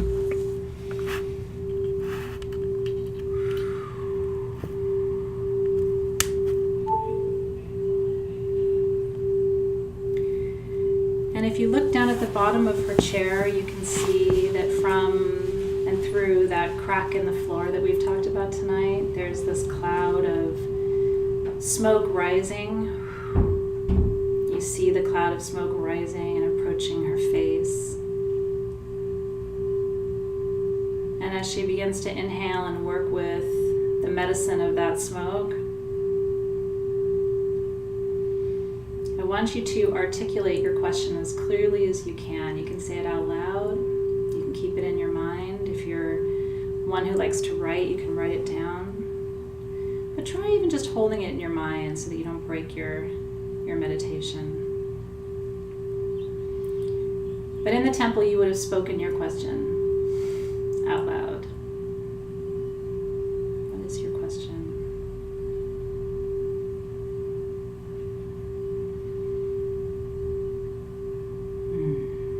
And now, I'm going to drum as we welcome the Pythia to begin speaking her vision to you.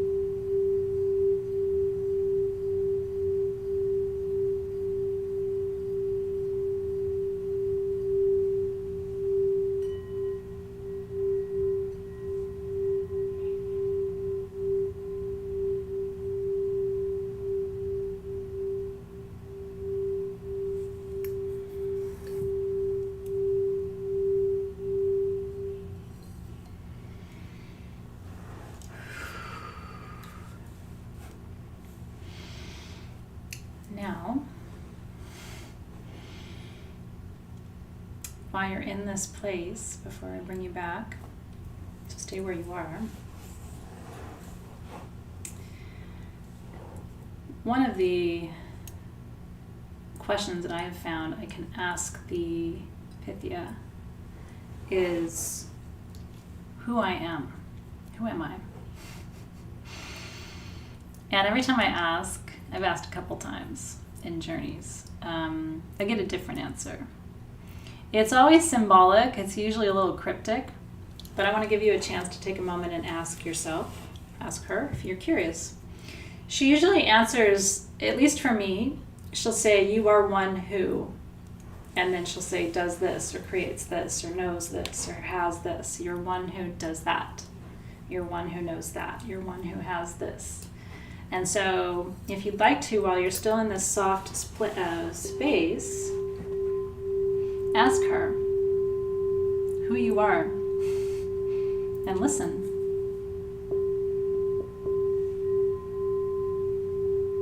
Who are you?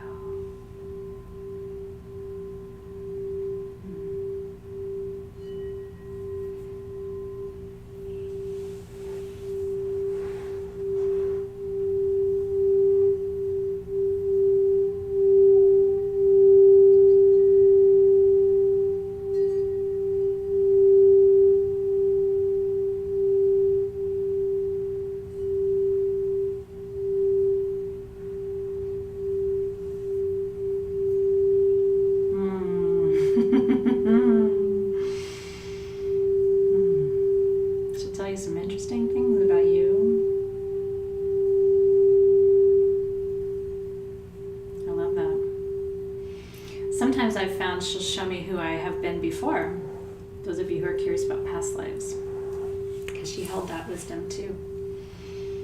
So you can also ask, who have I always been?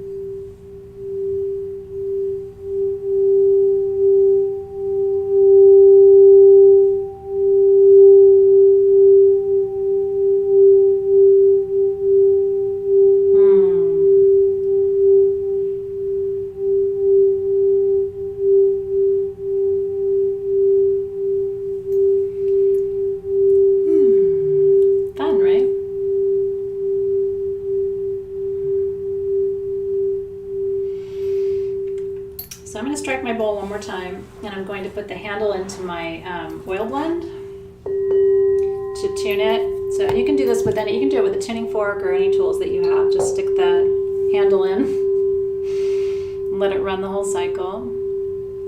If you don't have a tuning fork with you right now, don't worry about that. You can do it later. Do it before you pour it into a bottle.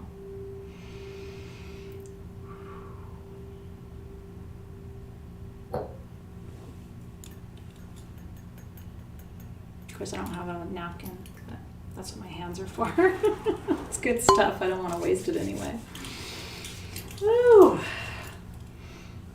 I lost my crown. There we go.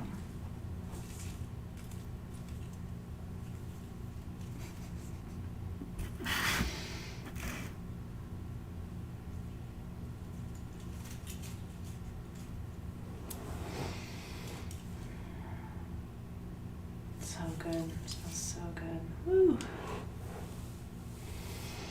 So take a deep breath there and let yourself just start to settle into the energy. I'm going to bring you back in just a minute, but take a moment to just to receive, and integrate what you're seeing, what you're feeling, what you're sensing.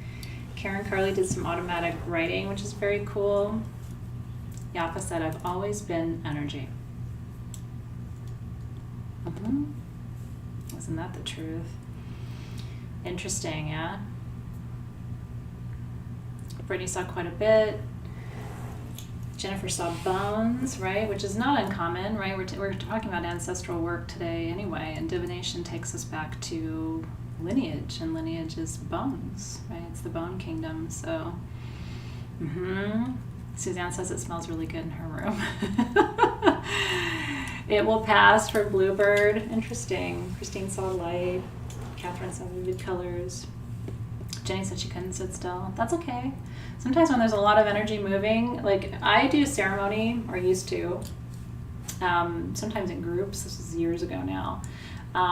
But people would walk the whole night. You know, I would do overnight plant ceremonies, and you know, I would kind of be off in my corner journeying and integrating, and I would look around the room and people were doing yoga and up and walking around, and people process even plant medicine really differently.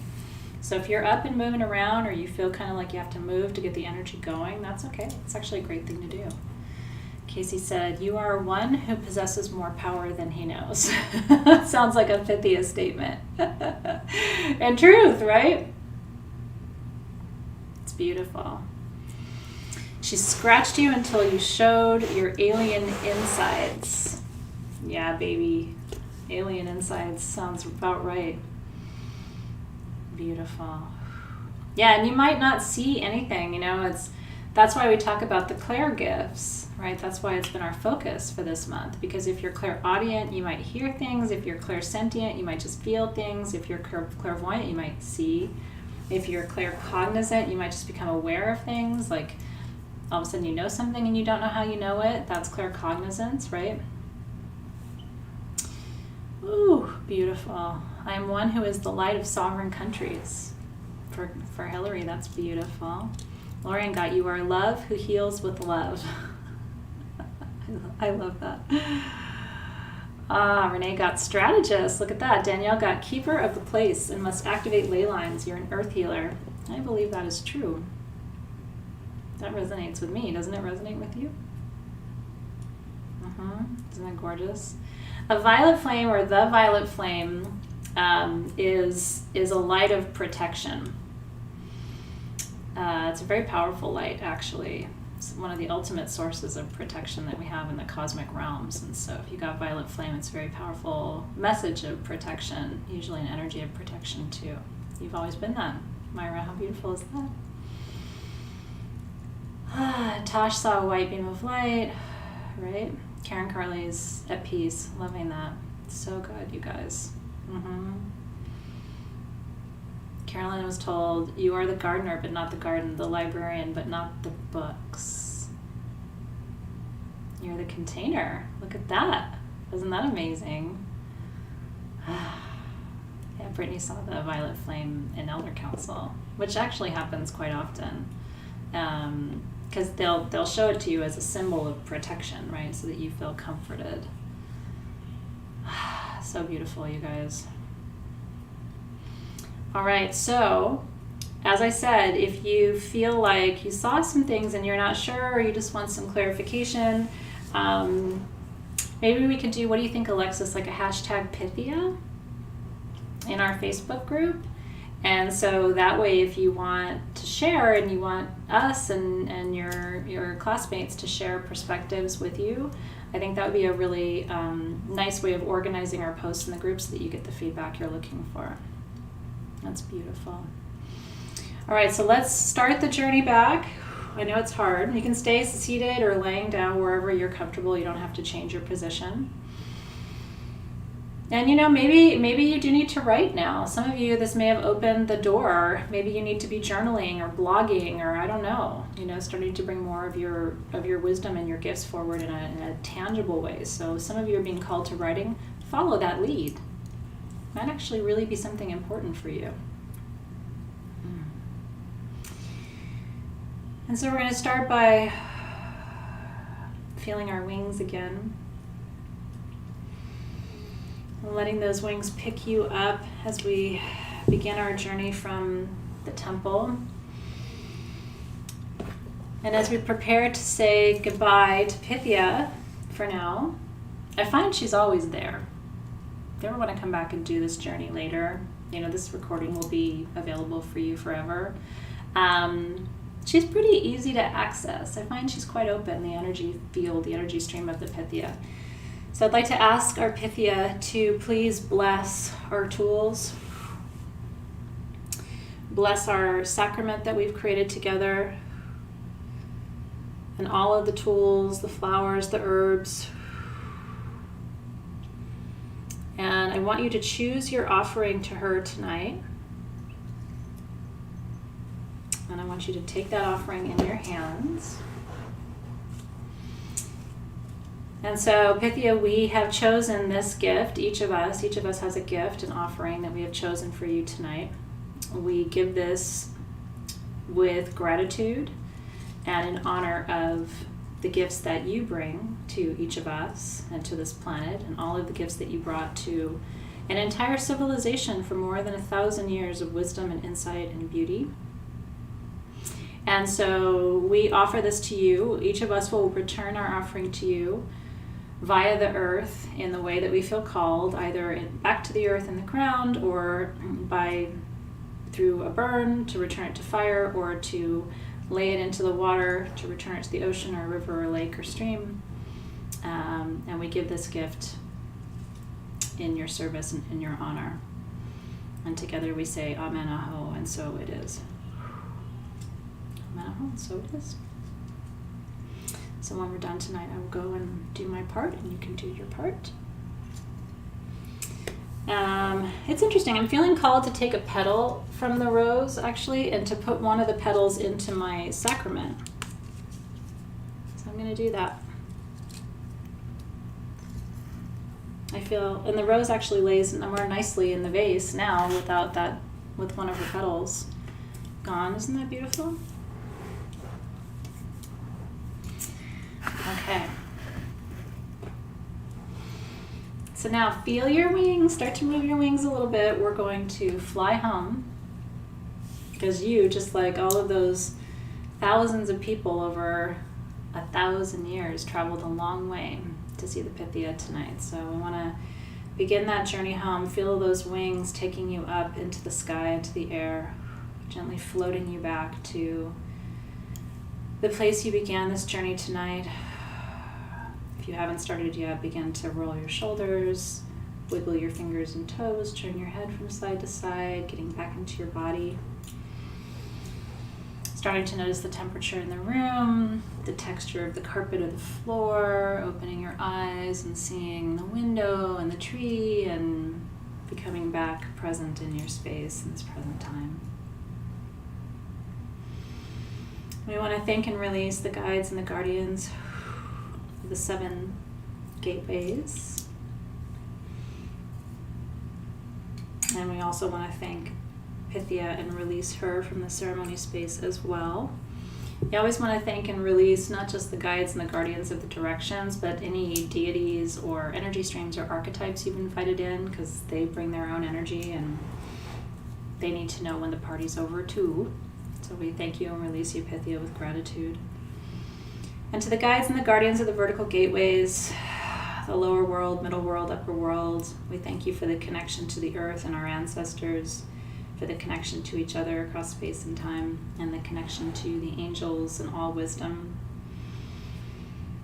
We release the guides and the guardians of the vertical gateways with gratitude. We release the guides of the north tonight with gratitude for their patience, their stability, their presence, and protection. Thank you for helping us feel held and small and safe as we journey tonight. We release you with gratitude. We thank the guides and the guardians of the West for emotional healing tonight, flow energy, releasing and surrendering energy, also for unconditional love. We release you with gratitude. And then we thank and we release the guides and the guardians of the South. We thank you for transformation and change, for courage and strength, the ability to shift out of tight places and find our way back to spaciousness and to hope. We release you with gratitude.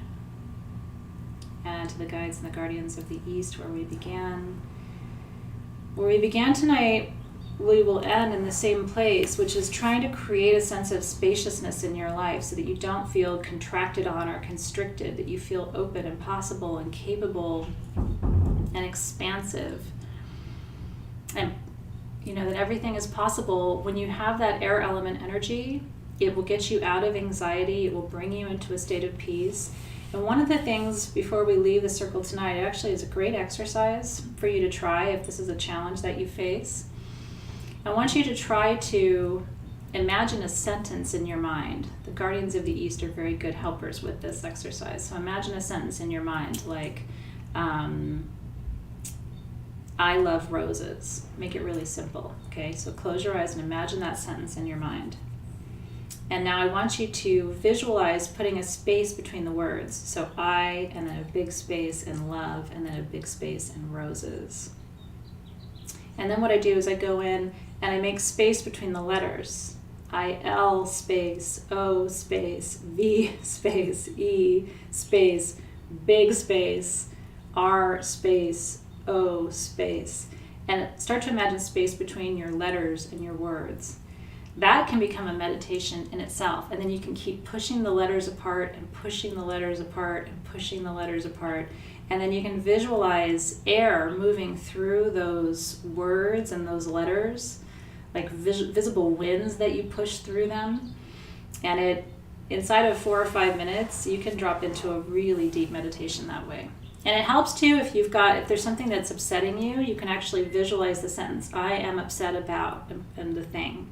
And then you can, again, stretch the letters out and create space. And see if you can't shift even how you feel about that thing by seeing spaciousness between the letters.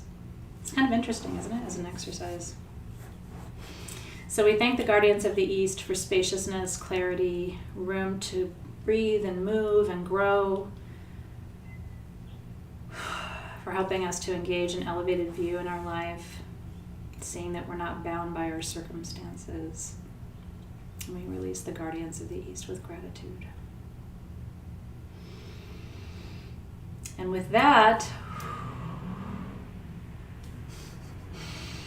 session 3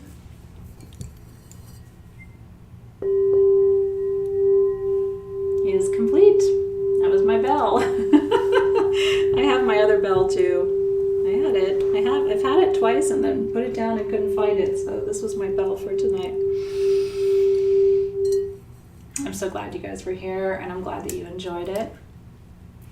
Just little things, to help you, because for me, I'm such a visual learner and an experiential learner that when I can visualize something, I will always remember it. It's when I can't visualize that I tend to forget things. Oh, that's beautiful, Dawn Marie. She said 3 stars in a row were blinking and shining. Isn't that interesting? It's very cool. And I think you should draw some of these things that you've seen tonight, too. Oh, you're so welcome. Thank you, everybody. That's right. Janine says, now I can say I've been to Greece. You kind of have, I bet you that the visions that you had, even if you've never seen it, are probably pretty accurate. You may want to actually Google the Temple of Apollo and see how close your visions and your journey were to the actual reality. I think you'd be kind of pleasantly surprised. Yeah, one day we'll have the bowls on the website. After the pandemic is over, hopefully we'll get something like that for you. Oh, that's beautiful. Well, you are very welcome. And thank you, Alexis, for being there tonight, too. Appreciate you. Is it normal to drop into Journey before Journey starts? Oh, yeah. Oh, you know what? I will tell you something. For me, I start dropping, when I know I'm going to Journey, I start dropping in 24 hours before. 24 hours for me before a journey like this. I'm already kind of flying off in my own directions. 3,000% it does. And I'm glad you enjoyed it too. All right, you guys, so continue processing in the group. I'll be looking for your posts, so will Alexis. We're done for the day right now, but we'll be back in the group in the morning, and so we'll be looking forward. I'll be looking especially forward to seeing what you share and offering whatever insight we can. But it goes back to also what I said earlier during the journey, which is know thyself, right? Ultimately, you are the best equipped to decode the messages from your journeys. The rest of us are trying to get it, but you probably have the best chance of being an accurate interpreter of what those symbols mean. But it is fun to chime in and share our perspectives too. Yeah, we are for sure getting to Ovid again. I took this week off, Rinna, as some of you may not have seen, that I lost a very dear friend this week to the COVID virus. I've mentioned it a couple times, but I haven't talked about it that much in Soul Shift, so some of you may not know. I'm still grieving. I haven't cried today, which is a big yet. The day is not over. But I've kind of taken, I'm taking this week, and especially because I have 2 ceremonies this weekend. I have a ceremony Friday with you guys, and then I have a ceremony, public ceremony, new moon and solstice on Saturday. So it's a very busy Friday, Saturday around here. So my plan is to kind of get back into my routine on Monday. And so we'll start reading Ovid again on Monday. I just haven't been, I need to just take a minute. It hit me a little bit harder than I thought it even would. So I've been creating space for myself to just move through those feelings. It's hard. The good news is his wife is doing better. She's getting stronger. My hope is she'll be reunited with her daughter soon. His wife also has the virus. So, anyway, I miss Ovid too. So I do want to get back to it, but I want to come back to it not feeling distracted or sad. So I'm trying to move through that as well as I can. I do. It really hit me very hard, and probably too because, like all of you, I'm going through all the same things that you are right now. There's so much unknown in our world and in our country, and we've been so worried about the virus for so long. So to lose someone I love to the virus, who's young, who shouldn't have died, you know what I mean? It's really kind of knocked me off my feet a little bit. This bell, I believe, is heart chakra.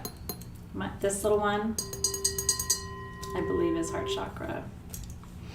Yeah, I've had a really good day today, so I feel very peaceful, but I think I'm starting to there was something about setting up the GoFundMe and feeling like I did something. Do you know what I mean? I think up until then I just felt like there was a real shift in my energy last night after setting that up, and I think it's because I wanted to do something. I just felt like there's nothing I could do. You know what I mean? I can't fly to Peru and go grab her daughter and take care of her, or there's nothing I can do. So as soon as I set that up last night and kind of let that energy fly, I thought, I did something, and it shifted my energy. So sometimes we even though it's not really doing something, it still feels like it's at least taking a step toward healing and serving them in the only way I know how to right now, which is tricky.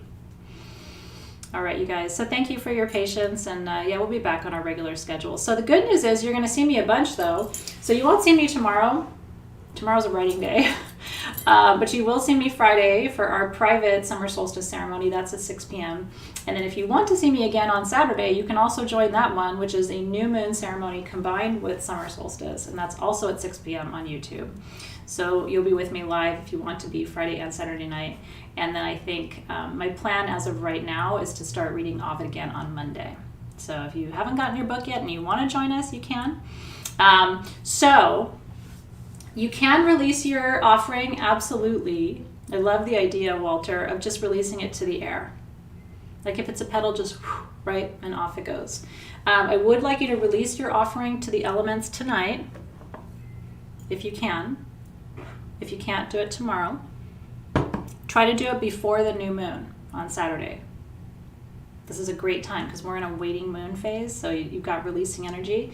And then bottle up your oil, and that'll be your purification blend for your bath. And then you can use that till it's gone. And, if you use just a little bit, it'll last you through the rest of the year, too. So, sure, you can offer incense. You can offer anything you want. Aho, you guys. We'll see you soon. Have a great rest of your evening.